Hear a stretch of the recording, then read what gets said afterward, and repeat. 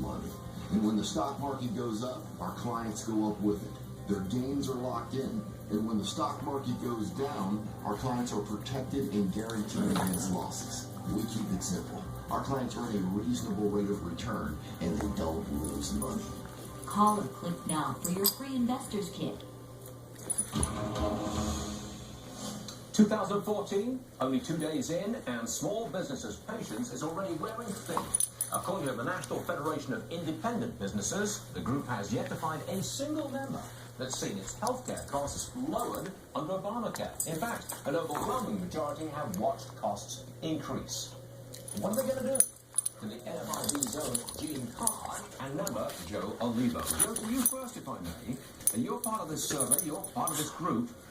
You've seen higher costs for your small business? Yes, I have. As a matter of fact, we just got received our renewal notices the other day. Our premiums are increasing anywhere from 13 to 25% this coming year, which is making it more difficult for me to continue to provide insurance for my employees, something I voluntarily have done for the past 25 years. What are you going to do? Are you actually thinking of not providing insurance or pushing them out the door and getting a coverage in some other way? And that's part of the complexity of the law that we're looking into. And that's one of the options, is that we give our employees an amount to purchase an insurance on their own. It's just so complex, and the time as a business owner that I've wasted and had to spend on analyzing all the different plans and how they're going to affect my business is one of the major problems of the law. And it's created a boondoggle for many businesses like mine. Okay, to Gene Carr, I'm intrigued at this survey that you've done. Not a single respondent said the price, the cost, the premiums have gone down in price. I've not seen that before. Not a single respondent.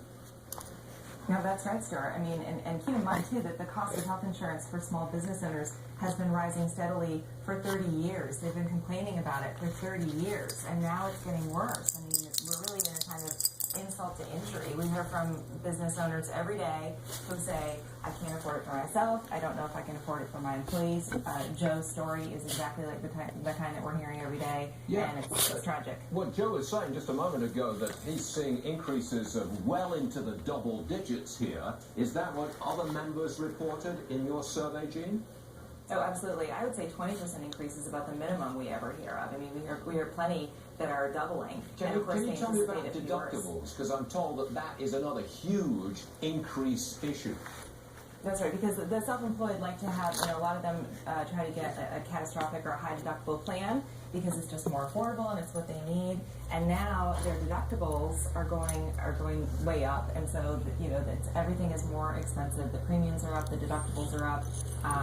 It's outrageous. Okay, Joe, back to you. You run a printing business in Philadelphia, I believe. Go get it. Are you going to hire more people? Go get it. Well, that's our concern. Right now, we're carefully watching who we're hiring. We're actually, depending on how the government calculates it, we're right around that 50 employee mark.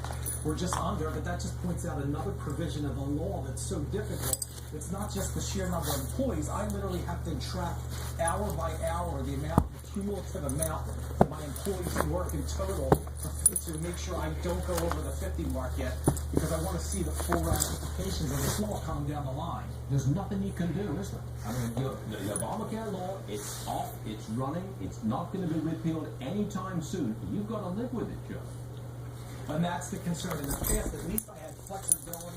I was able to pick a plan that worked for the demographics of our company and worked for all of our employees, but this has just further limited our ability to provide a benefit for our employees, and we may not be able to provide it going forward, and that's my real concern.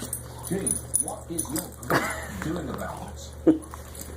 Well, right now we're actually actively trying to collect all these stories so that we can show members of Congress and the administration how dire the situation is. And we're encouraging our members and others to go to nfib.com/help-stories and tell their story, so that maybe we can shine some light on this and really show that it's got to change. Something needs to be done here.